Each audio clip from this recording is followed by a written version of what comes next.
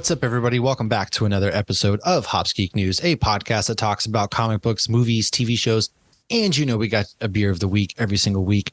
I am one of your two hosts, Matt. Alongside me, as always, is the brains of the operation, Lauren. And this week, we are going to be talking about the 1979 film Alien, because we are continuing Halloween month. It is awesome. Lauren finally watched it after me bullying her into it. So we're going to discuss that movie.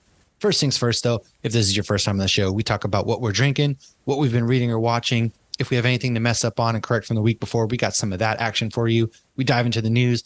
And then, of course, we go into our main topic. So, of course, as always, go ahead, find us, Hops Geek News, any podcasting platform, any social media platform. That's where you can find us. Drop a review, subscribe, share with a friend, share with your dog, make your dog listen to it while you're at work all day. I don't care how you do it. Help the podcast grow.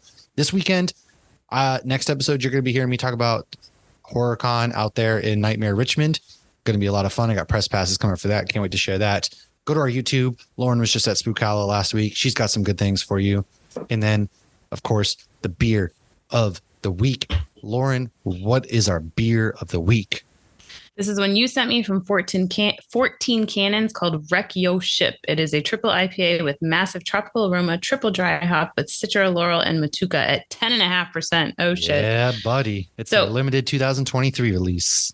We picked this one because this alien is about to wreck Yo's spaceship. It is. It's very true. And I have it in my Woodland Empire glass. I know it's just a skull, but it could be like an alien skull. I'm drinking out of an Idaho glass tonight, too. Look at us. What? See, you're not in Idaho. You can take the boy out of Idaho, but you can't take our beer glasses away. I have a fond appreciation for the place. It's kind of fun. It was home for a while. It was. 4 years of my life was spent there, man. And Rob and Keely, shout out to them. I know they've moved on, but man, some of the best people I have ever met in my life, of course. Miss their ADA County Stout. I still have it in my fridge. I can't. It's such a good beer. Yet. I think I might have to wait till we're in person next and split the last can half and half. Oh, we should drink it live. We should do our first live together podcast outside of the Brian O'Halloran and Jeff Anderson. That's the only time we've ever recorded together live. That's true. Or together in person. But this beer, by the way, is from Westlake Village, California. I went there in June. Actually, I went to this brewery the morning of Charlie and Stephanie's wedding. Charlie's been on the show a bunch of times, and it's the vibe, the ambiance, amazing in there. It's a small brewery. Their beers were all freaking amazing. I begun the long day of drinking there. So if you ever happen to be in the Los Angeles area, scoot on over, get yourself a beer or two from there. Other than that, let's dive into what we've been reading or watching this week. I started one of my Nerd Initiative reviews of this week for nerdinitiative.com. You can check that out every Wednesday, sometimes Tuesdays, depending if it's DC or not. And I read A Haunted Girl from Image Comics, writer Ethan Sachs and Naomi Sachs. Art is by Marco Lorenzana, colors by Andres Massa, letters Jamie Martinez. It's basically a love letter, I felt like, to old school Japanese horror, where it begins this girl. Something happens when she was a kid, kicked to her in a mental institution. She starts to see some ghosts and things. And then at the end of the comic book, her dad's on the phone talking to somebody in Japan. And they're like, the fate of the world rests on your daughter's shoulders. So sounds like an episode of Supernatural. Honestly, yeah, it does. Call the Winchesters. But this is a great comic from Image. And then I've read Capwolf and the Howling Commandos from Marvel Comics. Writer Stephanie Phillips, artist Carlos Magno, color artist Espen Gruntingern. You know what? I don't know how to pronounce his name. I'm sorry. I apologize in advance. And then this book is basically what happens. Captain America gets scratched by a werewolf. What happens? This takes place in World War II. And it was kind of a refreshing take, I felt like, on Captain America, because he's with the Howling Commandos. And they don't necessarily believe in Cap at this time. They're like, he's all juiced up. Like, he's going to get us killed. They don't. But like, they make a comment. They're like, he goes, you have to do what I say. They're like, you say to sell bonds. Yeah. Made me laugh. It was actually kind of refreshing not to see everybody blindly follow Cap, because they don't have powers. And they're like, hey, he's going to get us killed. And yeah. I was getting the boys feels like Soldier Boy. Like, that's exactly like they were acting like fools. And like, what are we supposed to follow these soups into battle? We're going to get ourselves killed. They're going to get us killed. So I felt a lot of that in it. I definitely did too. It was great. And they take on some werewolves. Again, it's kind of Halloween time. I also gotta love the artwork too. For anybody on the great. Yeah. The YouTube. Oh, man. There's some really great sequences. And then the final sequence is obviously Captain America as Dun, a dun, werewolf. dun. And man, But what it's does that mean? beautifully well done. And it is. What does it mean? It's Cap. Will he be able to become a good guy and overcome? Overcome his lycanthrope. If this is like a story of Cap like silently hunting the Howling Commandos, that's freaking crazy. Because I don't know anything beyond this, but I'm invested already. Well, I mean, I was reading the Winter Soldier. I think it was Captain America and Winter Soldier with Falcon as Captain America, and he got turned into Capwolf. But he was just funny, and like Misty Knight was making fun of him and teasing him and stuff. So this one, it's like it looked Steve was fighting the urge to be a werewolf right away because they were like, he's like, run away. You're gonna have to kill me. Right, that's what it was. You have to kill me. So I'm excited. And they're like, shit, dude, you're Captain America. How are we gonna kill you? And now you have werewolf pumping through your veins too. But I do wonder when the sun rises, will he become Steve again? Like, what kind of werewolf? I imagine he would. Yeah. Ooh, like there's so much different lore with werewolves. So what are they going to follow? How are they going to handle this? So I'm excited to read the second one. Oh, 100%. I also read Night of the Living Dead Kin, which came out from American Mythology Productions, writers S.R. Check and James Kukerkerick. Man, I am terrible. We need to put a disclaimer at the beginning. Matt, we will pronounce shit. If a guest comes on, we ask them beforehand so we don't butcher their name. But if the guest does not come on, chances are we're going to butcher their names. Sorry. But we both have very basic names nobody can butcher. Thank God. Well, you'd be surprised. I always get called Matt Ross. I'm like, no. I've gotten Friedman with the D. Friedman. But I'm free man. Yeah, no, but this is fun. It's I love Night of the Living Dead. Fun. It's my favorite zombie film, of course, by George Romero, and it's just about a little girl. Her uncle dies, and then she goes out to the woods to prove herself. She can hunt because her brothers say that she's a woman. She shouldn't be doing that. And then zombies come back to life. And man's work. Right there. And honestly, on the back, there's a comic book that they promote that I think we should do for Christmas time. Okay. It's called Silent Night, Deadly Night, Killer Santa. And the tagline is every serial killer has a role model. And this is... Yeah, this is a comic we're going to have to talk about Christmas time right here. I like that because I'm like instantly thought of like Dexter and how when he first met the Trinity Killer, he was like looking up to him like a role model. And there was another one that he went to actually kill, the Tooth Fairy. That was another role model that he saw as a kid. Okay, yeah. No, I'm down for that. We should do like a whole segment on Christmas comic books. We got to have Steve Urena on again, maybe. Yeah, or at least just talk. I love his Christmas comic. Oh, yeah. I have to reread that this Christmas. Obviously, I read Batman City of Madness, which we are going to talk about in a second, but I want to talk about some movies I watched. So I did indeed see Exorcist Believer. Now, apparently this is supposed to be a trilogy. And you were the only one in the theater. I was legit the opening weekend in the theater, opening weekend at my Regal. I sat down. They're probably like, why did this guy show up? Now we have to play this fucking movie. I'll be honest with you folks. It's not a good movie at all. Believe everything. There's a reason why it's coming to digital October 24th already, which is absolutely unheard of. 2 weeks after release. It is there's no tension built up. There's nothing. It's basically so the guy who did this also did the Halloween movies recently. And if you know Halloween, Evil Dies Tonight. No joke.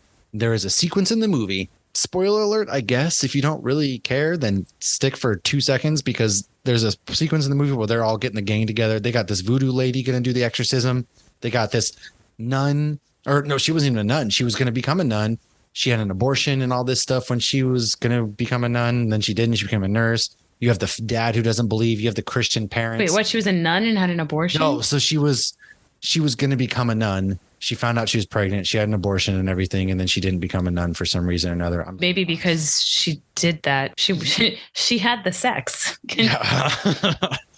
And, it's like an Avengers Assemble kind of thing. But also like none of them knew how to do an exorcism. The priest in there that they were like, can do the exorcism. He was there for 2 seconds before he got his neck snapped. And it felt very much like an Evil Dies Tonight sequence before Michael Myers kills everybody.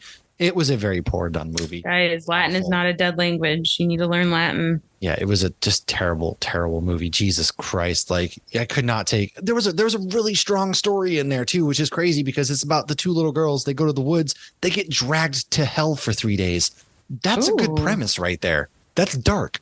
That is That deep. is The pretty girl, dark. the one girl, Angela, wanted to talk to her mom. Her mom died in the Haiti earthquakes, and so there's. And was her mom in hell? No, she was trying to contact her mom, Oh, but okay, I thought ends she up was like conjuring a demon, and they get drugged to hell for 3. You don't see them in hell, but they get drugged to hell for 3 days. That's a really good premise. Everything after that, you can pinpoint like the exact moment that it takes a left turn is when that lady comes to the porch and is like, I was going to become a nun. I got pregnant. I got rid of the baby and blah, blah, blah. And from that point on, you're just like, what am I fucking watching right now? Holy shit. Not even the Winchesters could save this abomination. Jesus Christ. Like, there was nothing scary. There was nothing new. They bring back the mom from the original Exorcist for reasons like good for her. She got the bag and got her scholarship paid for her acting students, but Jesus Christ. And, Linda Blair shows up at the end. So she was in this movie. Oh, yeah. I saw that you had said that. That's fun. I think they're setting kind up of for like the too, though. demon. I think the demon's going to be coming after her is like the whole premise of the next ones, which please just move on. This isn't Jamie Lee Curtis versus Michael Myers. Just stop, please. Anyways, right. I'm off the soapbox. I watched Zombie Town, which is an R.L. Stine movie that released. It's a very kid-friendly zombie film. It's got Dan Aykroyd, Chevy Chase, and basically Dan Aykroyd is a film director. It just came out brand new. Oh, yeah. Like Dan Aykroyd and Chevy Chase. Dan Aykroyd is a big time. There's a town named after him because he's this big time movie director. And he basically created the zombie universe, which if he went and gave this reel to this theater to play his new zombie movie, then he was like, no, I can't do it. He accidentally gets knocked out. They play it, turn the town into zombies, which is kind of a cool premise because it's a kid friendly thing. So instead of biting people, they like open their eyes glow and they like suck the soul and turn them into zombies or something. But it was all right. Interesting. Except for my big complaint with that movie is the two main characters. Honestly, forget their names. One boy, one girl. The kid, the dude, he was a great actor. However, they had zero chemistry, and we were meant to believe at the end that they had a thing for each other, which on his end was very clear. But she treated him like shit the entire time. She wanted to blow him off for a party, showed zero interest. And at one point, he was like, I love you. And she was all, I've been waiting for you to say that. And I was like, no, the fuck you weren't. You hate this man. You had nothing just to playing do with hard to this. get. I was like, no, bullshit. You should have left her ass for dead. But anyways, it was a good, decent movie. Fun little kid flick to watch. And then I watched Totally Killer, which has Tiernan Sherpka. And then she played Sabrina in the Chilling Adventures of Sabrina on Netflix. Oh, she's in Mad Men. She's really Don Draper's daughter. Fun. It's like a time travel slasher movie, which I didn't know that going in. It's on Prime. And man, it was good. Like it's about this, her mom gets killed and then she goes back in time to stop the killers because the killers were around in the 80s and like they had come back and ended up killing her mom to finish the job. Oh, I think I saw the trailer for that. Yeah, it's good. It's campy. It's fun. She's like partying or something and then they're like, yeah. Okay. That actually looked pretty good. Yeah. What was that one called again? It was called Totally Killer. It's on Amazon Prime. Definitely. Renfeld's on Amazon Prime too now. It is. Renfeld's a good movie, man. Nicolas Cage can't go wrong. Nicholas Hoult cannot go wrong. And then the last movie I watched was Talk to Me, the A24 film, which is honestly the best horror movie of 2023, hands down. If you don't know the premise, it's in Australia. These group of friends, there's like this hand thing that you grab hold of it. You say, talk to me. You see a spirit. And then you say, I let you in. And don't go over 90 seconds because then the spirits are going to stay. Well, of course, shit happens. And it was pretty freaky, suspenseful. It was a really well done. A24 does horror movies pretty well. And this one was no exception. Definitely worth the watch. It's I think it's on digital now. I had it on my Plex account, so I don't really know. That's just how I watched it. I think you can rent it on Prime or whatever it is, but yeah. You and Ian keep giving me recommendations of movies to watch. Barbarian, and I just started writing down my list. Okay. Yes, Barbarian. And one I kept getting shit for this past weekend at Spookalo is that I haven't seen Lost Boys. I never watched that one either. Like it never really interested me, but it's got Kiefer Sutherland. I think it's got a few people in it. So one of the people was at Spookala.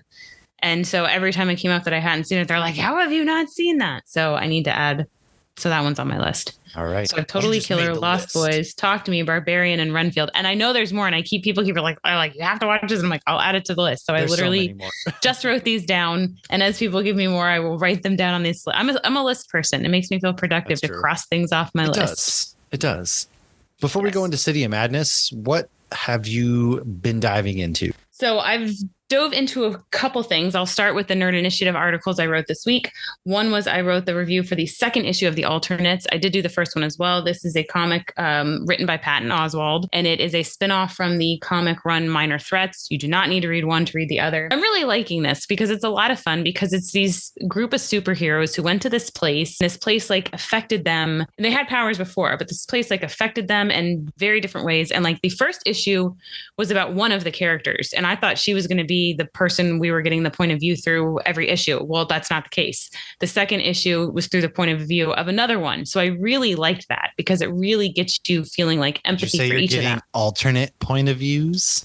I would say that is exactly correct. Like in the first one, this girl really felt like she was an outsider among outsiders. But then, of course, reading the second one, this person feels the exact same way. So it's a lot of fun. The artwork's a lot of fun because they all have such unique abilities. It's not like, okay, this person can fly and this person can heal and this person's strong. No, like the one girl's a multi-monster and can literally just turn into like different monsters. Like she can be Swamp Thing, and then she can turn into like a vampire, and then she can turn into Dracula's daughter. And then this other guy's a huge crustacean, but he's kind of like the Deep or Aquaman, or I don't want to say Namor, because I feel like Namor, they don't like make fun of, because I feel like this guy's getting shit too, but he's such a sweet guy, but he's a giant fucking crustacean. So it's really good. I'm really enjoying it. It's from Dark Horse Comics. It's called The Alternates. And another one that I just did the review for, I had done the first and second one. And this was, I know I've talked about it before. This is called The Hunger and the Dusk. This is by G. Willow Wilson. If that name sounds familiar, it's because she had a major hand in Miss Marvel, both the comics and the show. You reviewing these big time comics. All right. I'm having fun, man. Okay, so The Hunger in the Dusk is the one that they were like, hey, why don't you take this one? And I looked at it and I was like, oh, there's like orcs and elves on the cover. It doesn't look like my thing. It kind of looks like Lord of the Rings. And I have never fallen in love with characters in a comic book so freaking fast. So it really took me by surprise. I'm loving this story. I thought at the end of issue 2, oh no, here comes this specific trope. And then as soon as I started issue 3, that didn't happen. And that's such a breath of fresh air when the trope. Doing a Lord of the Rings episode again? Oh, no. That's not happening at all. No, I tried to watch Lord of the Rings. I gave it a chance. It's not for me. But this, I'm really loving it. It's like there's orcs and there's humans, and they've generational hate. They've been raised to hate each other, but they've had to come together, the enemy of thy enemy, to fight a bigger enemy that's attacking both of them. But there's so much more happening because these people don't specifically hate each other. They were raised to hate each other. And so it's all about, love and war and humanity, ironically, because, you're seeing the humanity in the orcs. As ever these days. Yeah. Sadly. Yeah, very, very sadly. But yeah, I'm loving that comic. Highly recommend it. Again, that's called The Hunger and the Dusk. And if it doesn't look like something you would enjoy, you probably will, because I thought the same thing. What is it? Don't judge a book by its cover, which is very hard to do with comics, though. Oh, in beer, like beer art, comic art, like that's what. Well, that's just because we're freaking whores for the beer can art. That's true. I know a beer can be good without good art, but yeah. So I read The Mist by Stephen King this weekend, and I watched it. Oh, okay. All right. Let's hear it. Which would you like better? Which ending did you like better? Let's get this. So it was very interesting. I'm reading Skeleton Crew, which is about a 600-page book of short stories by Stephen King, and it starts with The Mist. The Mist is only about 150 pages, so it's not a long read at all. Short. Yeah, it's that short. So it was written though in like the early 80s. And I'm curious to read something from Stephen King that's newer, because he's a bit misogynistic, or the character was a bit misogynistic, but I don't know that that's necessarily what he intended the character to be. And then like the 80s, man. Right, but the way he's like taught, the woman's being irrational in his head. Oh, I just have to calm down the woman. And like I already read one of his other short stories, and it's the same thing. It's like, well, I make $4,000 less a year, so now my wife keeps popping Valiums. Like, why doesn't she just go make some money? Yeah, go like, get a job at the grocery store. Wench. Like her kids are in school. I don't understand what's happening. That's not what would happen. You're being melodramatic. But it's it was the 80s. I did not like the ending for either one, but I will say that the movie was very similar to the book, but the endings were very different, and I didn't like either ending. Whoa. Okay. Why? And then what was? Give me your reasons for each.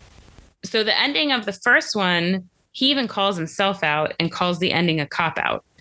And I felt like it was, because there was no ending. You don't know what happened. I appreciate that a Hojo got referenced at the end, because I loved Hojos as a kid. You checked in and they gave you like a little, activity kit for the kids.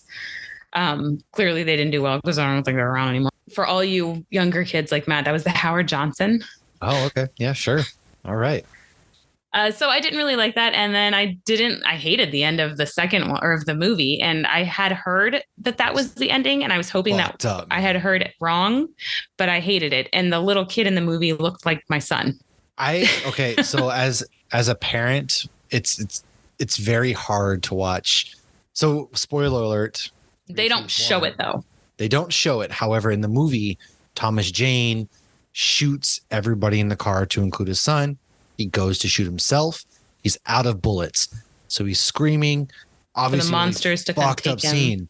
So he gets out the car, and right after that, the mist starts to clear, and the army is clearing the place out. He just murdered his child. He just murdered his kid. His wife's dead. I did like that they showed that, because in the book, he assumes his wife is dead, but he never actually checks. Yeah. But for the most part, they really were in line. One thing I liked about the movie that they did in the book that they didn't do in the movie was, in the book, on the first night that they're locked in the store hiding from the mist, he sleeps with this other married person. And it was, again, he didn't even have any hesitation about it. Like, I thought he was about to hesitate. Bro. And I was like, no, he's not hesitating at all. He's going right for it. They did not have him sleep with her in the movie, which takes place, over 2 decades later. And I think it's because that made him unlikable, because Erica and I both read it this past weekend, and Ian had recommended it. So the three of us were, discussing it. And we had the same feeling. She's like, I felt like that too, that he was too unlikable. And what was funny, though, is Laurie Holden plays this girl in the movie.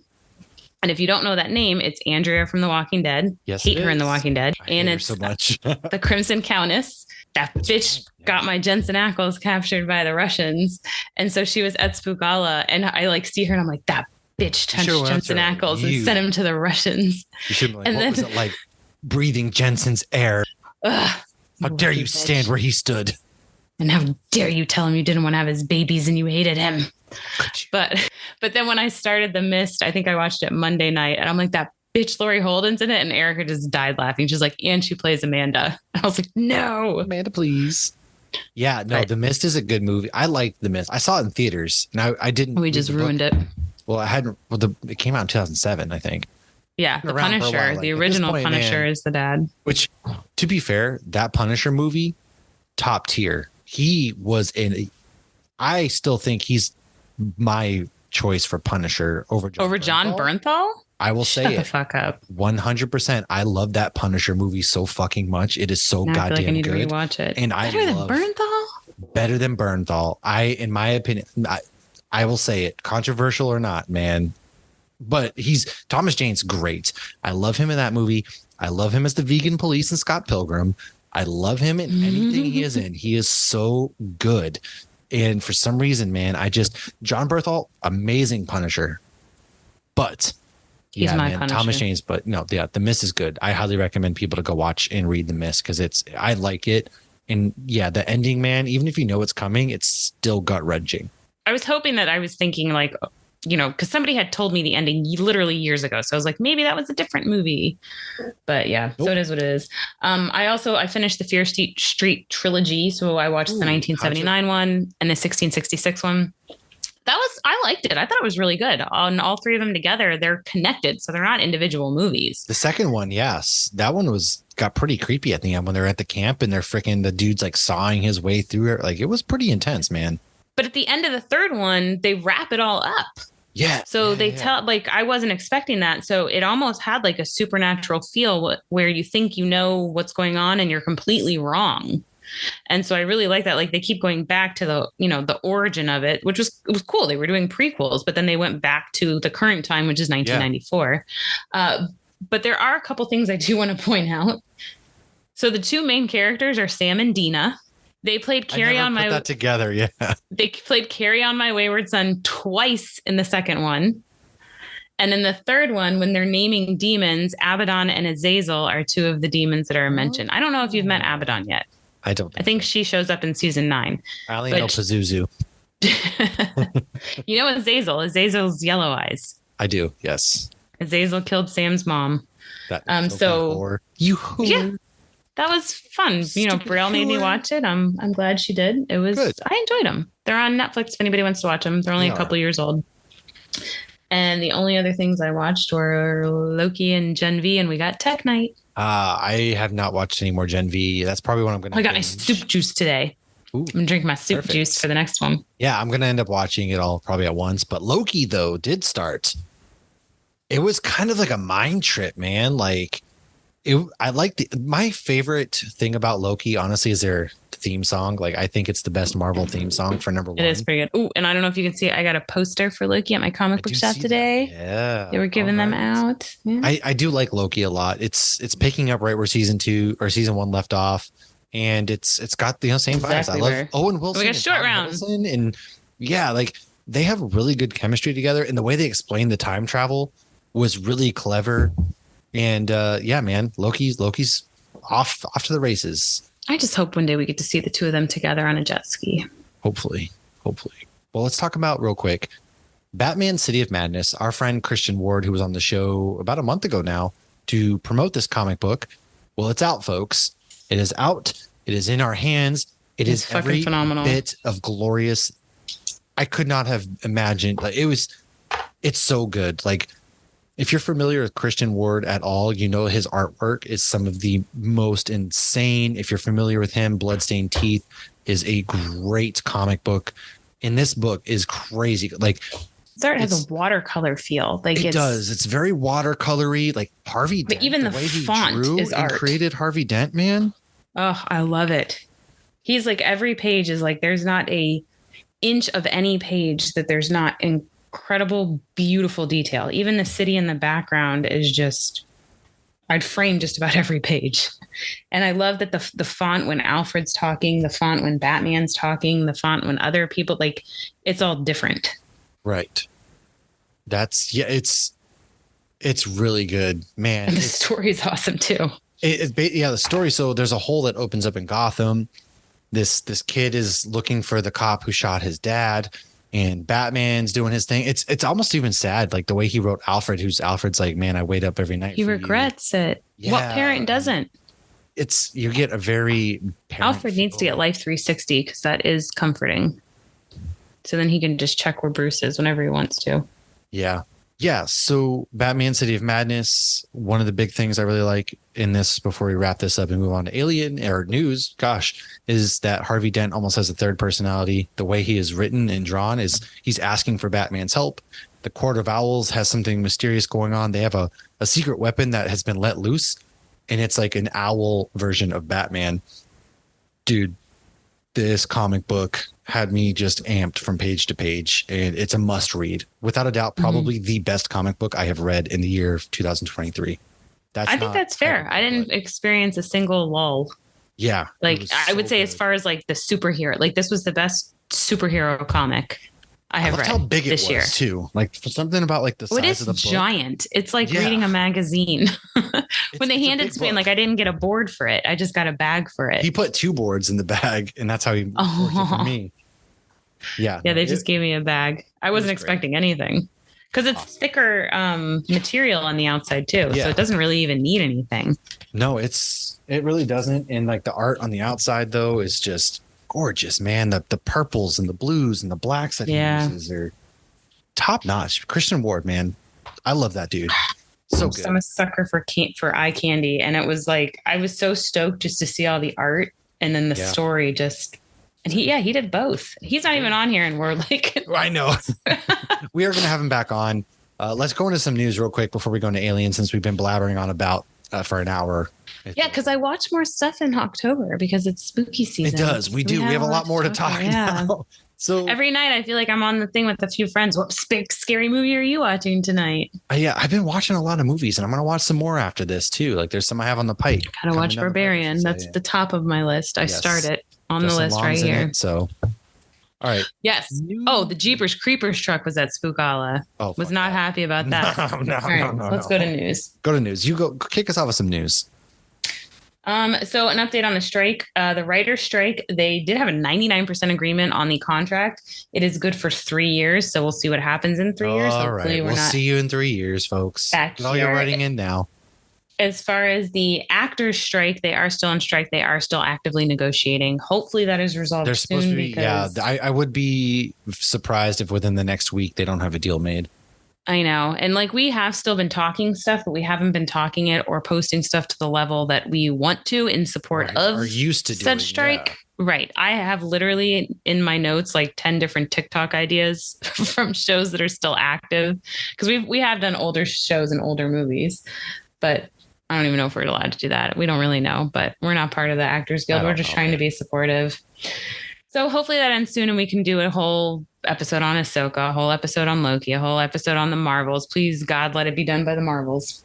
Yeah. So other than that, so the writers for Drew Barrymore's show have declined returning because she chose to continue the show without them during the strike. It looks like Jon Bernthal will be joining Daredevil Born Again. However, shortly after that news came out, we got other news about Daredevil. They didn't scrap it, but they scrapped it. Yeah, so that's interesting. So do you want to talk about that one? Yeah. So basically, they are starting from scratch. They fired the entire writer's room. They did pretty much everything. They're starting from scratch. I don't have a problem with that. If it was going to be a legal show, I'm okay with that because that's the word. So the word they were essentially, it was a legal drama. He doesn't even suit up till episode 4. So they are wiping it clean. Vincent D'Onofrio was like, if you don't think that there is straight up things that are continuously progressing through a TV show's life, then you'd be wrong. And we're getting it right. And I fully agree with that, man. Go ahead. I hope this means Karen Page and Foggy Nelson are brought back. And I hope this means Vanessa's brought back as well, because they were like, it doesn't have the Netflix vibe. So bring those characters back. I really hope they do. Jessica Ritter, Rosario Dawson. Yeah. Like, I mean, I said Jessica Ritter, Kristen Ritter, who plays Jessica Jones. I know who you meant. But no, I hope I'm fine. It's going to get delayed. But again, bring back Patsy. She was awesome. Yeah. I'm really cool with it, man. I really am. So they're going to start from scratch, and then they're going to start taking more time. Bring back Iron Fist. They're going to be, they're taking more time with all of their sports. Jesus Christ. I'm thinking about hockey. Football hockey just season. started. That too. Yeah, preseason for basketball just started. Everything just started. So I'm thinking about sports, but no, they're going to start taking their more time with their shows, and that's what we've been asking for. So I'm not going to complain. Yeah, no, when I heard it was a legal drama, that I'm not fond of. I was fine with She-Hulk being a legal show because it was the superhuman division. So that's very different. There's not precedent for that. That's totally different. But I am glad if they're doing that. I do feel a little bit bad for anybody who was working on it. Like, imagine if you got this job and you're like, yes, I'm working on Daredevil. And then they're like, just you're fired. Yeah. It's like everybody who worked on the Batgirl movie. It's like, oh, so that hurts a little, but it does, but I get it. Look, I'm cool. You know, it's whatever. It is what it is. Just make the next Netflix shows canon. I just hope this means She-Hulk too and all of that stuff. Like, let's make some second seasons, please. Yeah, I'm fine if they don't do second seasons if they properly feed into the movies, because it is still all about the universe as a whole. I want more Moon Knight. Man. God, I just want more She-Hulk. You know, I'm a simp for She-Hulk. I do.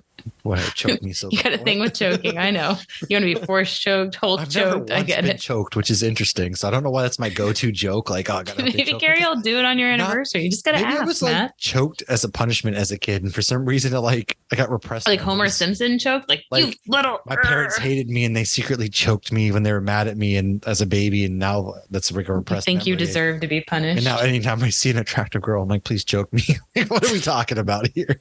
I don't know. You should be talking about this with your therapist. Well, maybe do I need therapy? No, that costs money. That's why I doesn't? started a podcast. Oh, there you go. Yeah, we get it all out here. Okay, next Spookala, because I did say I was just at that, will be April 5th to 7th. I did not do the best with sticking around on that, Why are but we if doing you, April? I think they do it twice a year. For me personally, I love that it was Why? at Halloween time. Dude, October. What are you doing? I don't know. That's I like think they releasing should do it twice a Haunted year. Mansion in August. Who would do such a thing? Ugh, I know. Didn't they release Hocus Pocus in like July? Probably. I think What they are we did, doing? the first one. It was a really cool con though. They did a really good job. There was a great amount of characters. It wasn't overly packed by any means, maybe because it's twice a year. So it was very easy to walk around and shop. The shopping was fantastic because it was all a little extra spooky, but they didn't have good beer. So the group I was with wanted to leave almost immediately after we were done shopping. For shame. But you But- met Vanessa Marshall. Our did meet friend Vanessa Marshall, aka Harrison Dula, the She was so sweet. one who started and led the rebellion in Star Wars. No big deal. So I walked up to her with Tim and I was like, should I get a picture? Should I? So it's $60 to get a picture with her or $40 to get a signature. And you could buy like a lithograph for 20. Vanessa, come on. I thought we were friends, though. Well, it was also a line. What was she supposed to do? Like just be like, oh, let me just take a picture because I know you. And then like, so Yeah. I get that there's rules And and pimp our whatnot. podcast out a little bit. Come on, Vanessa. Jeez. But before I left the house, Josh is like, please don't spend money taking pictures with people you don't know. I mean, we do know her, but Technically, we know her, so it's not But- a stranger. I did buy the lithograph and have her sign it. And it looks so good in It this does. frame here. It does. So, you know what? Whatever, but Josh. she was so sweet. And she's like, oh, I got your DM. And, you know, she knew, obviously she remembered us. And it was nice having Tim there too. Here's your Stanley cameo. Because Tim was like, oh, that episode was so good. But Timothy, you still need to watch Rebels. He has not seen Rebels. Look, I'll give him a pass because he was pimping us out. So I'm cool with it. But watch Rebels. Yes. You get a pass this week, Timothy. Good Omens. So it has not been confirmed for season 3. However, Neil Gaiman has said that he is already working on it. I think there's things they can't do right now because of the script. I know I had a lot of feelings at the end of season 2, and Carlos, who is active in our Discord, we have very similar feelings about the ending of Supernatural and Good Omens tied together. And I told him I wanted to give you a warning, but it would have ruined things. He's like, I wish you had. So this is not over though. So this is still going. So I'm hoping that season 3 is going to make both of us feel better. We don't have anything in stone yet, but hopefully that is coming. City of Madness, the second issue. Christian Ward did tweet out that it will be out December 12th. So we are going to have to wait. I gotta wait till December for this. Come on, Christian. Hopefully by then DC has granted us access. So I still need this one in actual print copy. I'm gonna get in print without a doubt. Any Monk fans out there? I've never seen Monk, but I've heard it's good. I only know the actor from the show Wings. Personally, no. But they're doing a movie to wrap up Monk completely on December 8th on Peacock. Margot Robbie and Ryan Gosling will be teaming up again for Ocean's 11 prequel. I believe so, but they're bringing everything back. I think Frasier's coming back. Okay, Frasier did come back, and people are disappointed. It wasn't good. However, you're telling me Monk's going to get a movie to wrap it up, and I'm still can't get Santa Clarita Diet or any of that shit to wrap it up? Like, come on, what are we doing, man? I don't know. But yeah, we're good. And here's your Disney news. As of January 9th, you will be able to park hop whenever the fuck you want. You don't have to wait till 2 o'clock anymore. Finally. But prices are going up again. So of course they are. I know. And I need to renew this week. Fucking bastards. Boy. I have Busch Gardens season passes. I feel like somebody now. No big deal. Woohoo. We're going to get some more Busch Gardens access. Is Dratch Fire still there? I don't know. I did the Apollo's Chariots. I did the Alpenguy. I have to get kind of drunk to do roller coasters, so I don't really know. That sounds like the worst time to do roller coasters. No, it sounds like the best time because then I'm not thinking about all of that stuff and going upside down. I have to get So I went to Hollow Scream. I got drunk. I did it. I was great. I went back that one day with Carrie, and then I went on the roller coaster. And I was like, "Oh fuck this!" So I've determined I gotta drink a little bit, and they weren't selling beers at 12 o'clock or whenever they opened. They're Busch Gardens. I don't care. You better start selling beer. Anheuser-Busch. They should be having beer all day. Yeah, exactly. So anyways, I got one piece of news for everybody out there. Scott Snyder, the man behind Court of Owls, the man behind Noctera, the man doing big things for Comixology. Oh, Noctera. Is teaming up with Tom Hardy. Yes, that Tom Hardy to write Arcbound, which will be a 12-issue series along with creators Frank Thierry and Ryan Smallman. The 12-issue series will follow a future where Earth is a barren wasteland, and Kai, who is a resolute mediator captain, must maintain Xenotech's lifeline to Chromium. Now, absolutely insane. First and foremost, because if Scott Snyder's doing it, you know it's going to be good. He's one of the best comic book creators out there in the business. Number 2, Tom fucking Hardy, folks. Need I say more? I love that he said he had to wait for the day and he showed the little FaceTime. Yeah, he was doing a FaceTime. Yeah. Like, could you imagine FaceTime? You write comic books for a living. A lot of these people never in their lives would probably, think that they're on FaceTime with Tom Hardy. Now Tom Hardy's writing a comic book with you. Like, it's the coolest thing ever, man. Well, and I think Scott Snyder was the one that went on Sean's podcast, Life Caption podcast, which he's on hiatus at the moment. That, and he did Ken's ODPH podcast. Yep. But we found out I was listening to the one that when he was on with Sean, it was shortly before we went on Sean's podcast. And I'm on the way to Disney listening to this podcast and found out Scott Snyder used to be a cast member and he was Pluto. Yeah. So he's my dream guest for the show, if I'm going to be honest. Maybe I can get him on for the 200th episode, but that would be fun. He seemed like such a cool dude. And I would talk to him about Disney.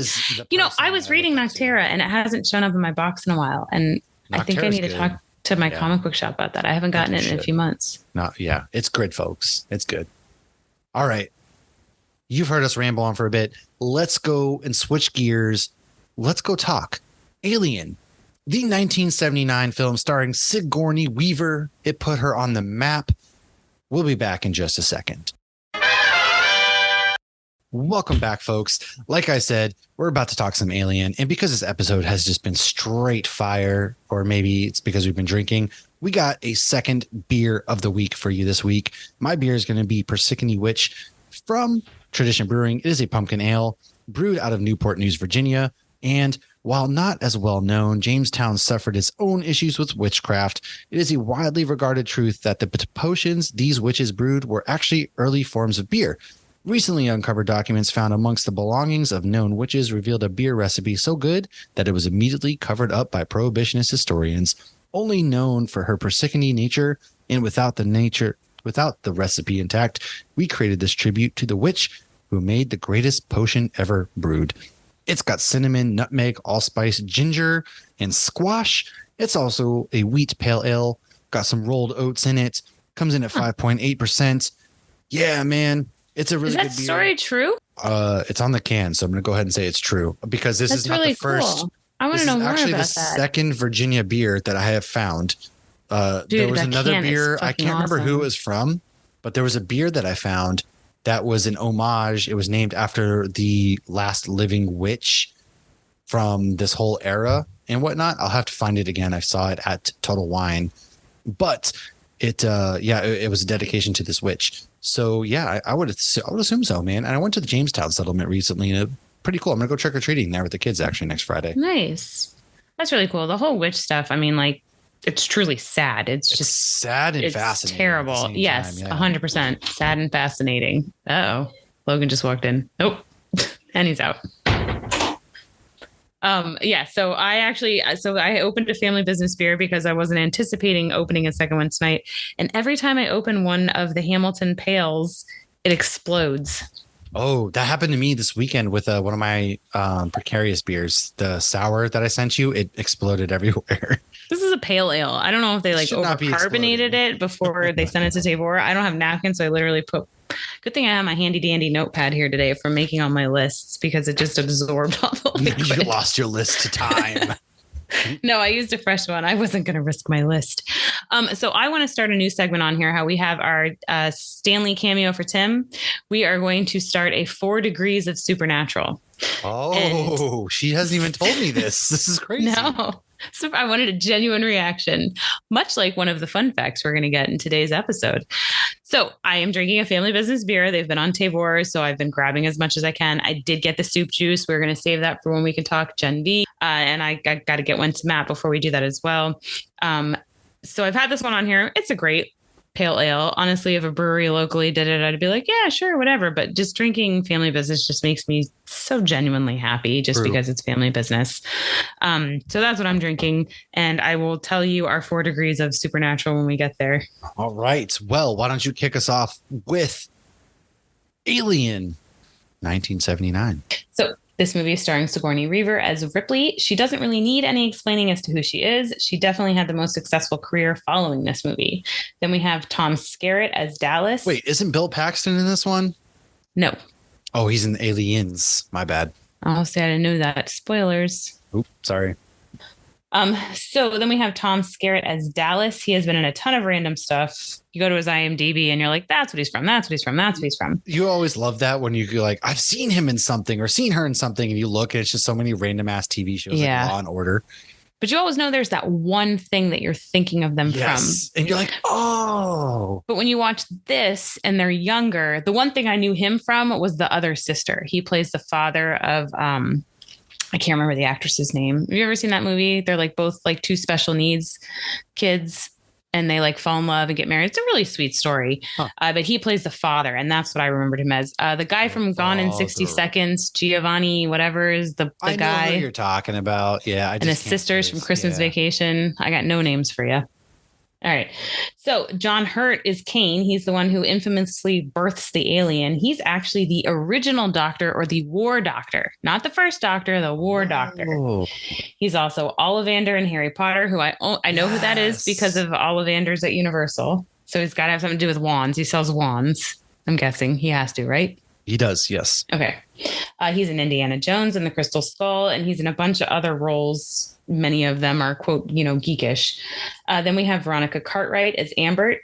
She is been in a lot of random stuff. However, here's your 4 degrees of Supernatural. She's in Supernatural.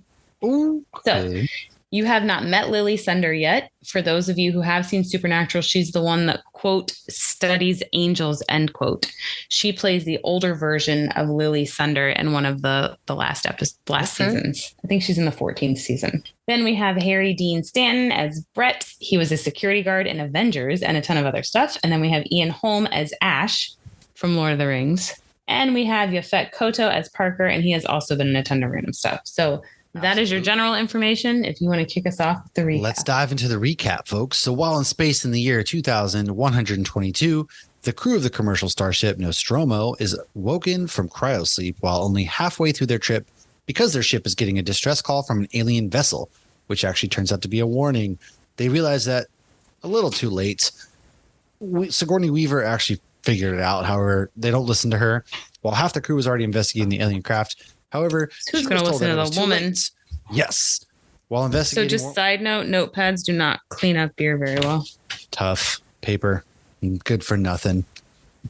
Well, while investigating, one of the guys encounters a nest of eggs inside the alien ship. An organism from inside an egg leaps out and attaches itself to one of the crew, causing him to fall into a coma with the alien attached to his face. Pretty much something out of Doctor Who, which, funny enough, this was actually the actor that played the War Doctor.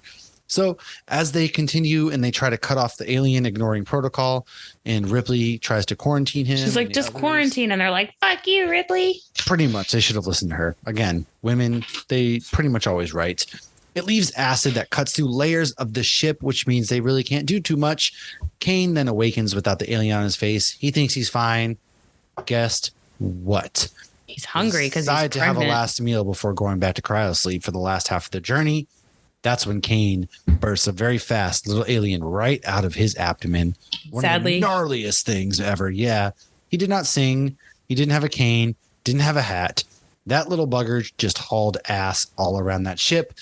That's when we discover one of the crew is a robot, and he lets them all know that the mission was actually to collect and research alien stuff. The humans mean nothing. Shit got real. The alien grows faster. That weird, it just grows faster than that weird kid out of Smallville, man. Or Dean Winchester's Amazon daughter, Emma. Of course, he starts attacking and killing the whole ship just when Ripley thinks her and the cat are safe. Dun, dun, dun. She decides to undress and show off that booty and them white granny panties. Why were her panties like under her ass? I don't know. It's like, I don't know. Anyways, however, guess what? The alien got on her ship. Guess what she has to do? Did not see that coming. She makes it while singing a song that actually cost the movie quite a bit of money to get rights to, and thus births the legend of Sigourney Weaver and probably our very first woman action hero who was one of the most badass ones in cinema history. No, this was after Star Wars, though. This was actually also after Jamie Lee Curtis. Okay. But no. Yeah. Okay. So I think Leia, Carrie Fisher is the first. All right. I'll give you Carrie Fisher as the first superhero. One. The Sigourney Weaver action. No, she's up there. Okay. But Carrie Fisher was in a space opera. This is straight up like horror, thriller, action. Okay. Sci-fi. Well, I don't know. It depends how you categorize them, I guess. I'll give it to you. I did think it was funny when the guy's like, he's a robot, because like nobody says robot anymore. You would say android or, something like that. But I feel like the calling it a robot right away, like aged it. I am a robot. Right. Boobop, boobop. Grandma's voice. Or SpongeBob, like when, yeah. Be boobop, play. I want to hear that song again. But yeah. I want to have sex with you.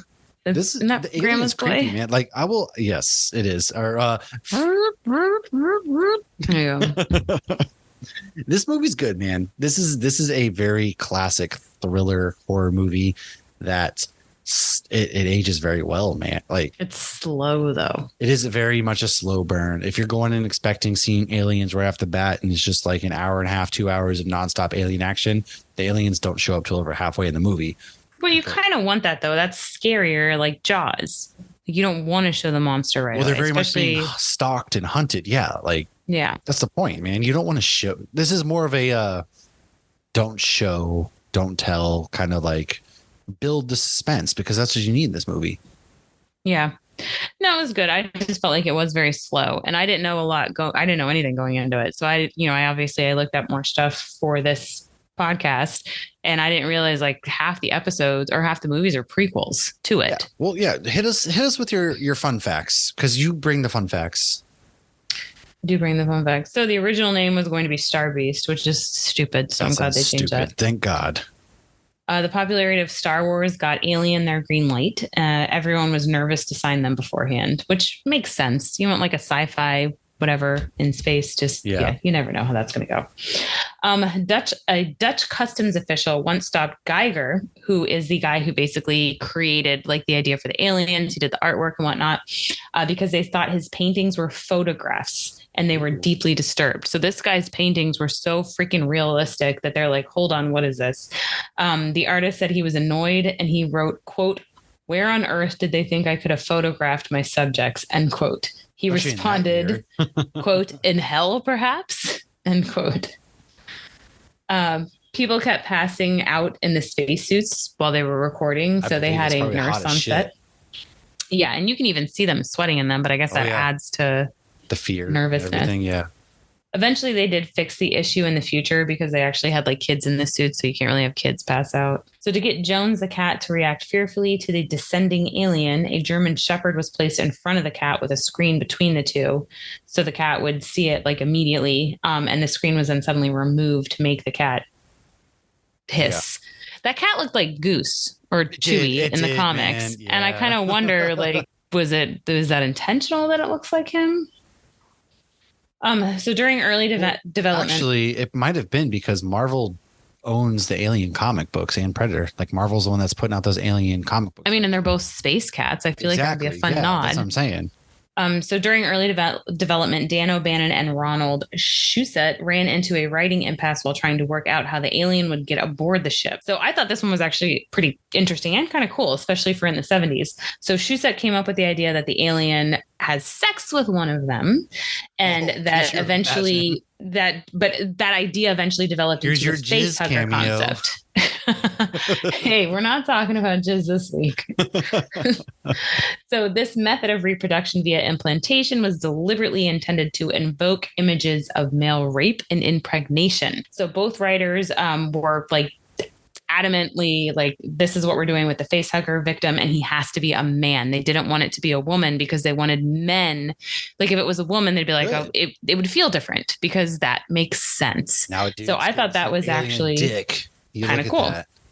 So they also wanted to avoid the horror cliche of women be depicted as the easy first target.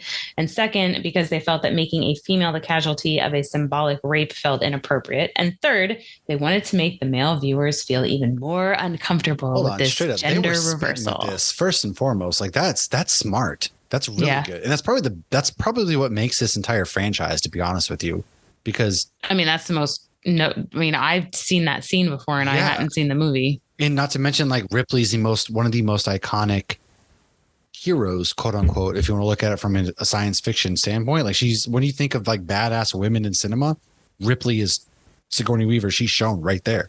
Mm-hmm. Yeah. Really smart. Did you know the alien slime was KY jelly? Oh. Do you want to take any of these fun facts? Yes. So the inside of the alien eggs, as seen by Kane, was actually composed of real organic material. Sir Ridley Scott used fresh cattle hearts and stomachs that were obtained from a local butchery. The egg tube of the facehugger was sheep intestine. That's so gross. You don't got to get me to act about horror when that stuff's going in my throat. Blech. Some of the disgust when the alien popped out of Kane's chest was genuine. The actors didn't know how much was going to go everywhere. Again, when you get like body horror like this, like that's another iconic. Alien has so many iconic things happen. Like when you think The Thing is another good one because The Thing also depicts. Do I need to add that to my list? Oh yeah, you do. I've never seen it. The Thing. The Thing is with Kurt Russell, very, very, because it depicts kind of stuff really well too. And man, like it's visceral almost when it just tears out of your you see it crawling in your abdomen, then it just rips them wide open.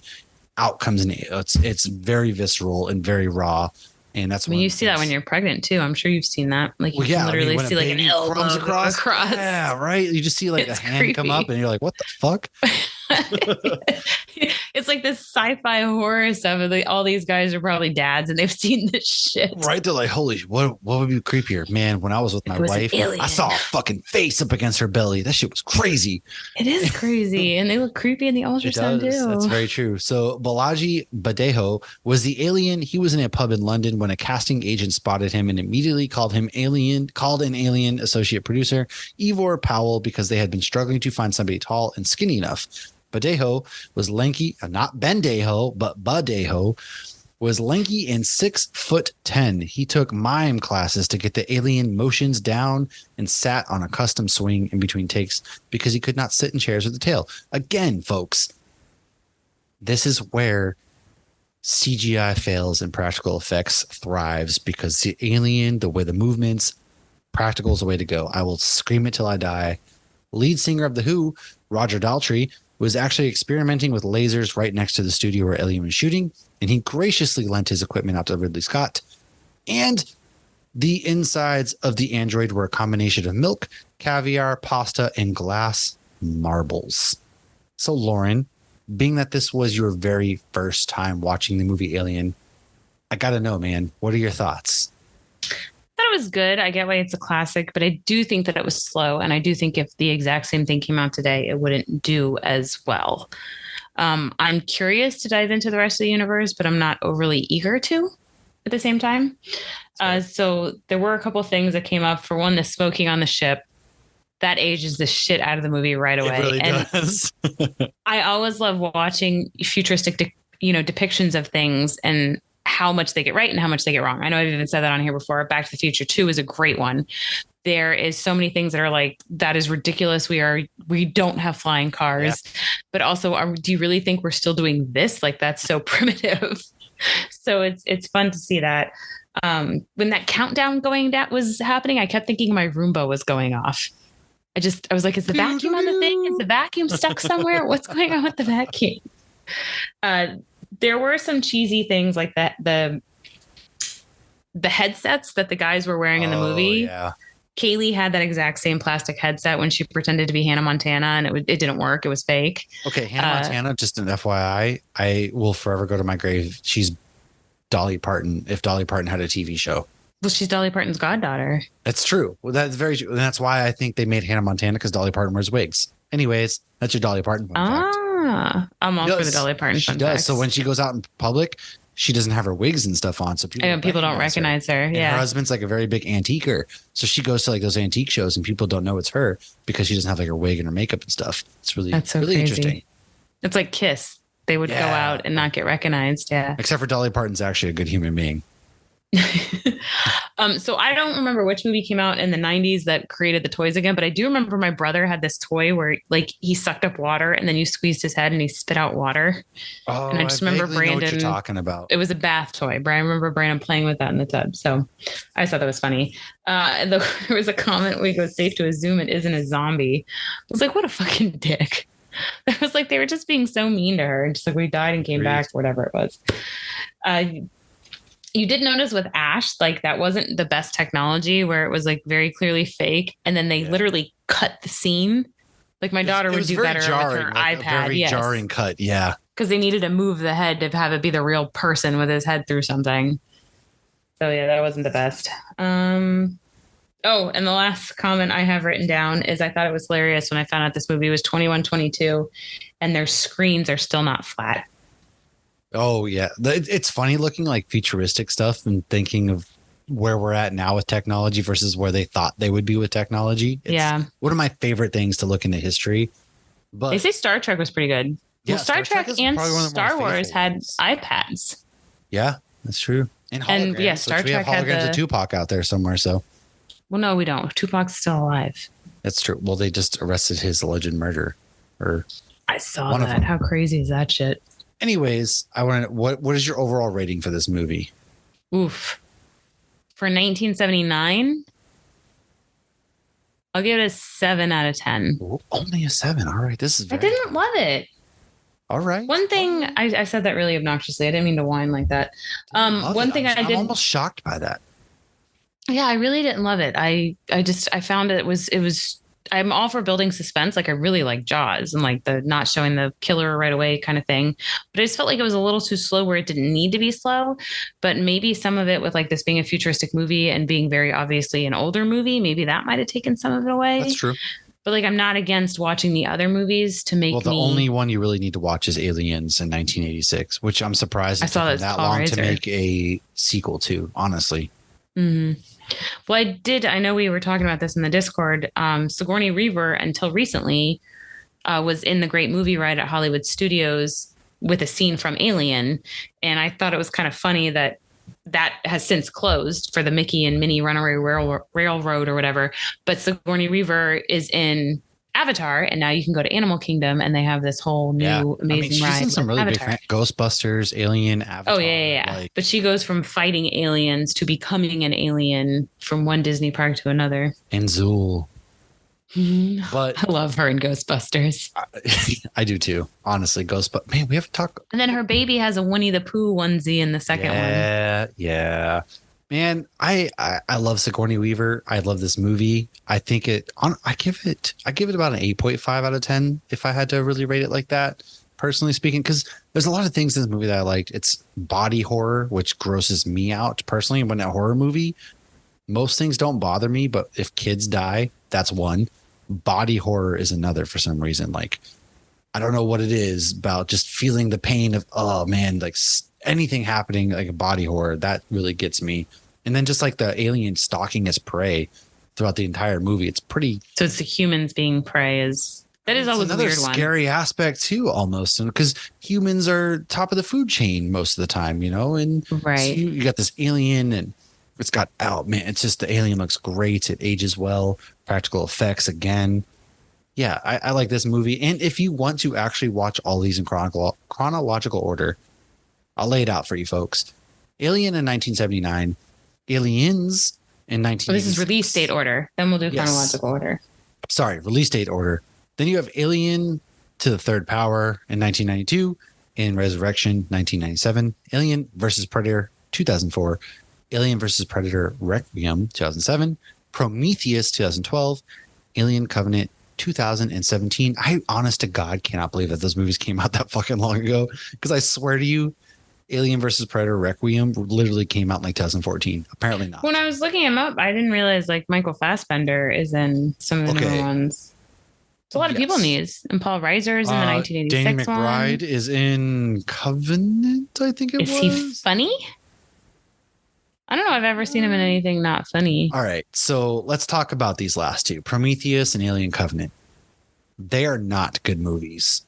At least Alien versus Predator, any of those have some redeeming qualities. You got the Predator facing off against the Alien. Prometheus, they explore more of the robotic, like this is the creator aspect. It's Why not is really it- about the alien itself. Why is it named Prometheus? Does it have anything to do with Because like this is the supposed god to be the Prometheus? one that like the creator created these aliens and life and all this shit. Like they try to get too philosophical with it. It was stupid. So does it have anything to do with like the mythology of Prometheus? No. And not really, no. And then Alien Covenant has Michael Fassbender in it, and this is the one with Danny McBride as well. And It looked like Michael Fassbender was in more than one, or just he was in one? Prometheus as well. Yeah, he's Okay. David, I want to say love it is, him the as robot. Magneto. It's Oh, he's a garbage. robot. He's the robot. Garbage. Straight garbage. Both of those movies are ass. Do not watch. Do not. So I didn't know if the third one was called Alien 3 or Alien to the Third Power, but everything I saw, it was Alien with a tiny 3. Like, so here's the problem. They introduced why I a wrote to character the Third called Power. Newt. And Newt's a badass. Newt's a fan favorite. Spoiler alert. They kill Newt in between films with no explanation. Like they leave it very much like Newt's gonna be a big part going forward, and then the next one, Newt's gone. Move on. It's crazy. It's a very big black eye to the Alien franchise. I wonder why they did that. I don't know, man. Maybe they Newt just didn't know what to do with Newt. The actress who played Newt just disappeared from making films after her movie, so you don't see her again. It was a personal choice kind of deal. I respect it. And if you actually want to watch these movies in chronological order, you get Alien versus Predator, Alien versus Predator Requiem, Prometheus, and then you get Alien Covenant, Aliens 3, Alien Resurrection. Yeah. And that's it. That's what you got. So I'm glad Lauren finally watched it. I love it. I love this movie. It's one that I always have an affinity for. Definitely watch it if you haven't for some reason, but if you haven't, I'd be surprised. Number one. Number two, why are you still here? You don't want to watch it, and we capped it all up for you, wrapped it up for you. Yeah. You don't have to watch The Mist either. I also like love in these movies. I don't love, but it's also very interesting in these old movies where they're just like, "Shut up, woman! What are you even doing here at this point? Why are you on this mission?" Thing, and when this is like a movie that's supposed to be in the future, I'm like, have we like? And the smoking the more right things away. change, the more things stay the same. Like, No, but okay, first of all, Ripley's the only survivor, and she saves everybody, and is the most badass character in this movie. And just there's no progressiveness to it at all. I don't care that's 1979. It's like, come on. They did do. So I did also read that when the script was written, all the characters could be guys or girls. Like they didn't specify. They were all That makes written sense, gender yeah. neutral. They had wanted to do like, have them casually hooking up. And they're like, there's really no point to the story to have them casually hook up. Much like the couple in The Mist in the book, there was no point to that. In horror movies, it's like a trope too, of just like people having Well, then sex. you're going to It's die. like, you You're don't marked need- for death. Yeah. Oh, dude, as soon as you start getting that booty, you're dead, Yeah. which is stupid. It's so funny because I've been watching so much horror these last few weeks because it's October. And even with Supernatural, all these people hear like something in the bushes and they turn around and they're like, hello. I hear taking something in the off bushes. running, man. Oh, no, it's a lizard. It's a raccoon. It's a cat. That's what you think. A fucking until it's squirrel. Jason with his But stupid do you machete. stop and turn around and go hello every time? I always hear. No. I can't walk from my car to my front door without hearing something in the bushes. If I hear something in every the bushes, I have fucking lizards here, I guess. Day. No. Yes, and those lizards Okay, are but suicidal. you're not As soon as they see you walking, in they the middle run of the out. woods. Again, But these people are doing it when they're taking the garbage out. I run to the garbage at night. Psh, gone. Come on, man. I don't fuck with that stuff. All right. I don't know. I feel like not being scared of noises in the bushes, maybe it saved my life because I don't stick around long enough to be murdered. You're I just right. The move ghost my is just merry like, ass wow, along. she's really badass. All right. Well, we're going to leave her alone and go after I somebody always scary. have salt in my pocket. So my light flickered. I would like turn on the light earlier today in the hallway and it It was flickered the and hash-licking slasher. it made me giggle. Like, I don't know, that stuff makes me happy. Oh, the light flickered. It probably just needs a new bulb soon, but maybe we have a ghost. That's There's exciting. a ghost. Quick. Well, folks. That was a good movie last year. We have a ghost. Yes, we did the thing. We talked Alien. Maybe we'll talk The Thing. Maybe we'll talk another one of those old. We're going to do Barbarian next week. We'll probably we'll do Barbarian next week. And then you're going to catch us on For Nerds by Nerds, where next week we are going to sit down and record with our man Josh. We are going to talk about Talk to Me on his show. And then maybe we'll wrap this whole horror month up talking some Thing, which is regarded as arguably the greatest horror movie ever made. One of the top ones. All right. By the way, It I is on also the list haven't now. watched any Freddy, Jason, Michael Myers yet for this Halloween season. And this Friday's, which is now in the Friday the past, 13th? Friday the 13th. Yes. I'll do stuff on the socials since we didn't do a proper I'll have episode. some stuff out on the socials. Go check it. I've probably added, or I've sent to Lauren video stuff of the Nightmare Richmond where I was attending as press. Check it out. Please subscribe, all of that good stuff. Thank you. If you have lasted this long, we have gotten some buffoonery going. We appreciate you guys. Subscribe, share with a friend, all of that good stuff. Hang out with us next week. We are going to talk about Barbarian. That's right. Check out that. We'll see you soon, folks. Cheers.